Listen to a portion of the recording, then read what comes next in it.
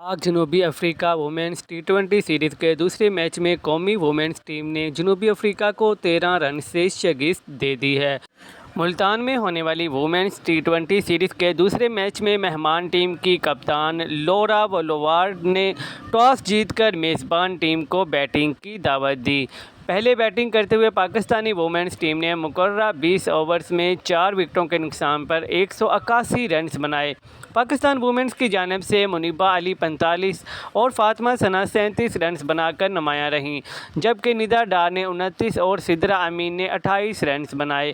182 runs کے ہدف کے تعاقب میں جنوبی افریقہ وومینز ٹیم مقررہ 20 اوورز میں 4 وکٹوں کے نقصان پر 168 رنز بنا سکی۔ واضح رہے کہ 3 ٹی20 میچوں پر مشتمل سیریز 1-1 سے برابر ہو گئی ہے۔ سیریز کا آخری اور فیصلہ کن میچ 20 ستمبر کو ملتان میں کھیلا جائے گا۔ پہلے ٹی20 میں پاکستان وومینز ٹیم